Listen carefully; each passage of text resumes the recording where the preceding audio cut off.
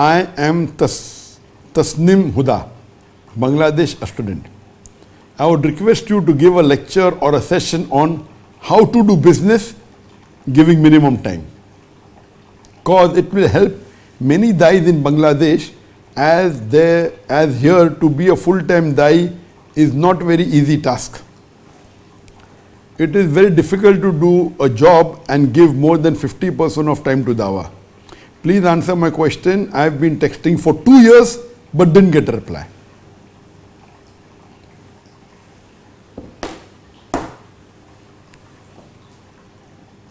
Brother Tasneem from Bangladesh wants me to give a lecture on how to do business, so that people can learn to do business and they can do business and dawah together. It is like someone asking me that I have got multiple denomination of notes. I have notes of 1 rupee, 5 rupee, 10 rupee, 100 rupee, 500 rupee, 1000 rupee, 2000 rupee. I am distributing notes of 2000. I was saying, Zakir, why don't you distribute 1 rupee note? It is absurd that I am giving talks on dawah. The benefit of dawah is unlimited. You are telling me to leave my dawah and give a talk how to do business. My advice to the Muslim brothers and sisters: if you want to be a dai and you want to do business in dawah, please don't do. I wouldn't advise you. If you have learned how to do dawah, utilize your skills every minute what you have learned of dawah to do dawah, not business. Today in the world, there are millions of businessmen. How many? Not hundreds, not thousands, not 10,000, millions. For me, according to me, a dai who's on the straight path on Quran and Hadith, the lowest among the thousands of dais that are there, is better than the most successful businessman of the world. According to me, a dai who is preaching Quran and Sunnah on the authentic path is far superior to Bill Gates, even to Jeff Bezos, or even to Tesla or Elon Musk. For me, a dai who is the lowest amongst all the dais in the world, as long as he knows Quran and Sunnah, for me, is more valuable than Elon Musk. Have you got the answer? Because in my previous answer I said, Allah says in the Quran, in Surah Fussilat, chapter 41, verse number 33, وَمَنْ أَحْسَنُ قَوْلًا مِمَّنْ دَعَا إِلَى اللَّهِ وَعَمِلَ صَالِحًا وَقَالَ إِنَّ الْمُسْلِمِينَ. Who is better in speech than one who invites people to the way of their Lord, who works righteousness and says that I am a Muslim? And our beloved Prophet Muhammad said that the person who Allah loves, He gives him the knowledge of the understanding of the deen. I like to repeat, our beloved Prophet said, the person who Allah loves, He gives him the understanding of the deen. He doesn't give him wealth. And Allah gives wealth to everyone, good and bad people both. The wealth, so many kafirs have got wealth, so many non-Muslims have got wealth. So wealth is not something which is to be craved for. What is to be craved by a Muslim is deen. The knowledge of the deen and the understanding of the deen, not money. There are thousands of courses on how to become a businessman. Why do you want me to come down from the level of distributing 2000 rupees, distribute 1 rupee? Why? Maybe you have a misconception. Yes, you may have heard that Dr. Zakir Naik, mashallah, Allah has blessed me. I do business as a part-time, and I've told that even in my talk on Dr. Zakir history. And I've said that, yes, I spend a few hours a week, maybe 2 days in a month, or a few weeks in a year for my business, and Allah has blessed me. Alhamdulillah. Allah has given me that. Like among the Sahabas, we know that Abdul Rahman bin Auf, may Allah be pleased with him, There's a saying that whatever he touched became gold. He was expert in business. Expert in business. When he did Hijrah and when he went to Medina, you know, the Ansar, they gave what the Muhajir want, they gave. What do you want, take? He said, I want nothing. Only show me the place to the market. And he goes there and he comes back with many goods. Allah had given him the art of business. There was a saying, whatever he touched became gold. But when he went to teach people, did he teach business to the people? No. He taught Islam. Do you think he'll enter Jannah because he was a good businessman? No. So you have to understand that money is not the main criteria. Amongst all the important things, the least important is money.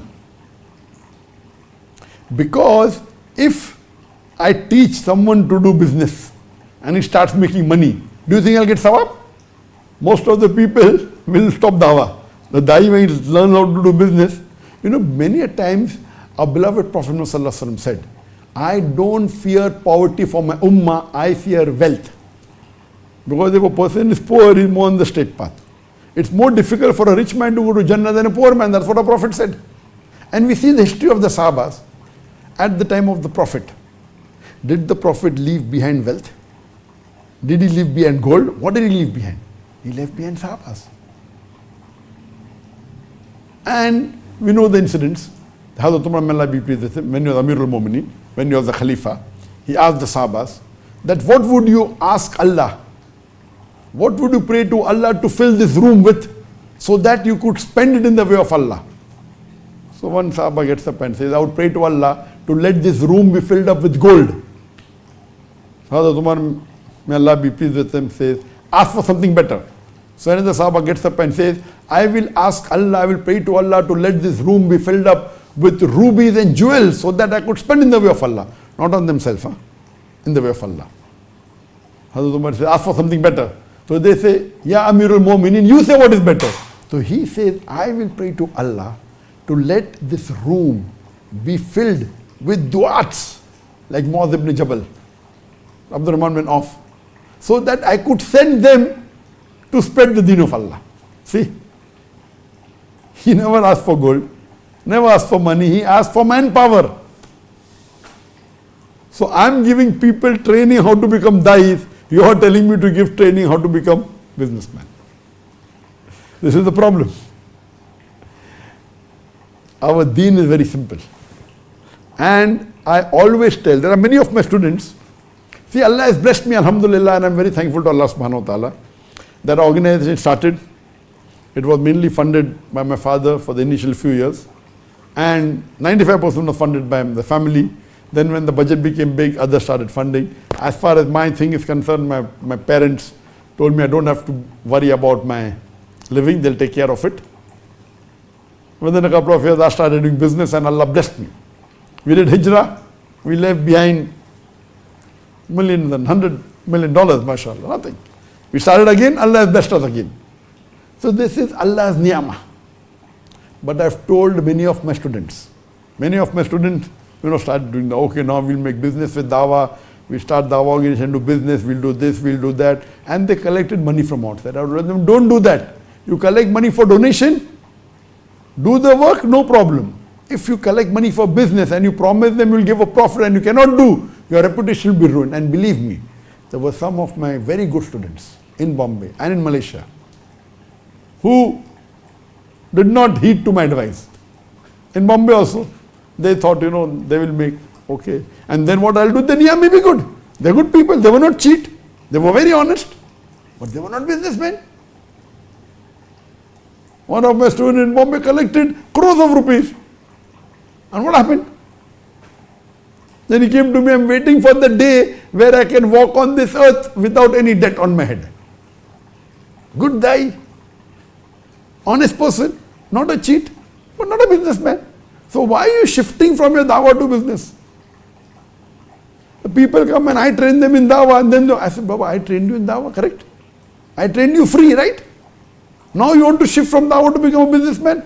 So why did you come for my training?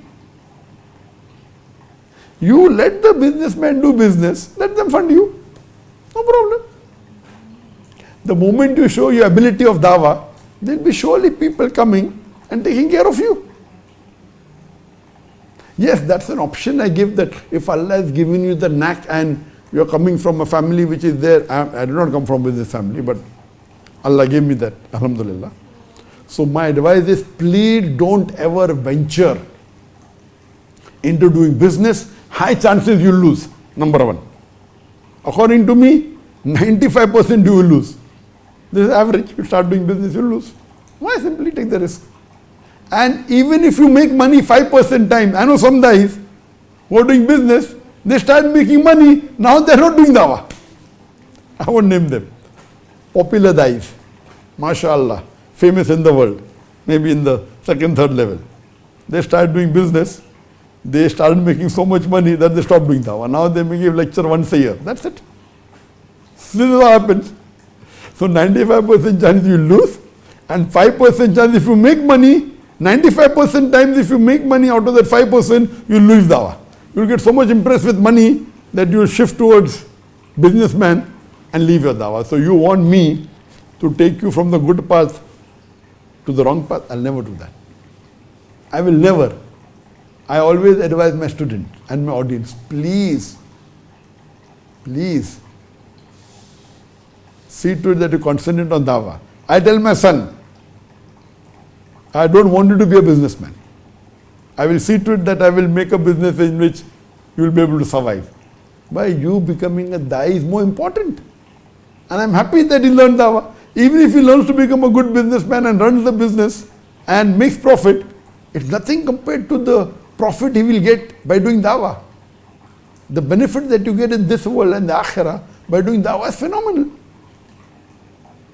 And believe me, even when you earn money, I tell the da'i, once you start earn money, see to it that the majority of your earnings you give it to Allah subhanahu wa ta'ala. And if you do business, one of the secrets of business, of my business, is that you make Allah your partner. And when you make Allah your partner in business, you can't make him a small partner. You have to minimum give 51% of your profit. Now how many Muslims have the heart to give 51%? Most of the Muslims don't even give 2.5% zakat. What they have to give? I told my son, when he starts business, minimum 51% you should give in the way of Allah subhanahu wa ta'ala in charity. Nothing less than that. You cannot make Allah a lesser partner in your business. And then keep on increasing as much as you can. So my style of business is different. You require a heart.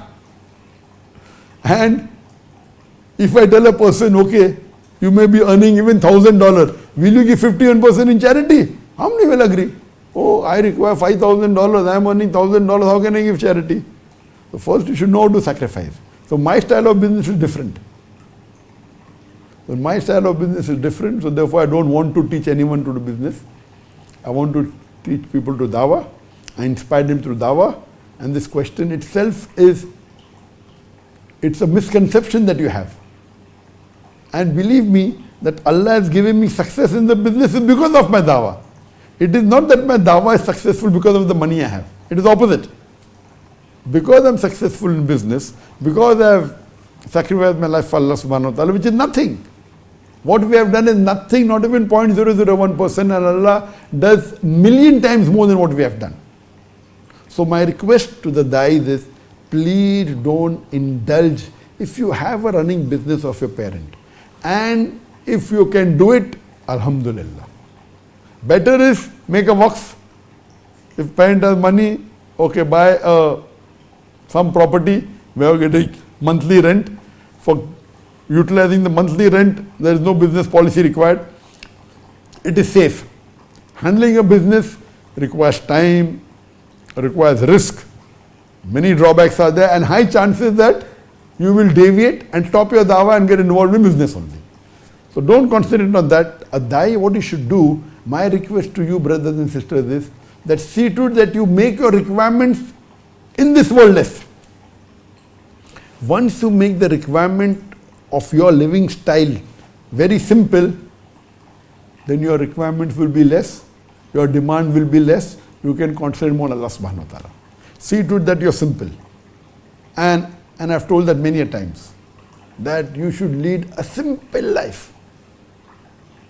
And here also I tell people that for me and my wife to live, we require only 2,000 ringgit, that's it. About $450, nothing. If you want to rent an apartment, you can add another 2,000 ringgit, maximum $1,000. So according to me, you can live in any part of the world, not counting the rent of the apartment. If $500 is required in Malaysia, I feel a dai can survive easily, he and his wife, not the big family, easily for $1,000 anywhere in the world, not counting the rent of the apartment. Please note that. For dawah, what you require is different. You may ask from the dawah organization. So see to it that you make your requirement less. I know what I'm talking. If you see what is the normal minimum requirement in Malaysia, it may be more than what I'm talking about. So make your requirements less.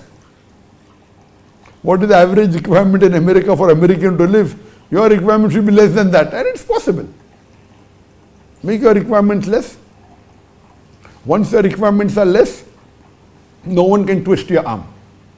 No one can force you to do things what you don't want. If money comes, give in charity. Money comes, spend on dawah, spend on your ticket, spend on your flying, spend on the other things. This is the best formula. So see to it that you have your requirements less, and see to it that you join a dawah organization. If you say, no, my demands are so and so, I want so much salary, therefore I cannot join a Muslim organization, then this is your drawback. Make your requirements less. If your requirements are less, you can do a job or do a part-time job. Do a part-time job, earn less, your requirements are less, do half dawah, no problem. You want to do part-time businessman, do part-time job. And you may think that the salary is less. Make your requirements. If for me, $500 is less in Malaysia and Bangladesh, it can be much less for a person to live. So see to it that your requirements are less and concentrate on techniques of dawah and how you improve your dawah rather than learn how to become a businessman. Hope this answers the question.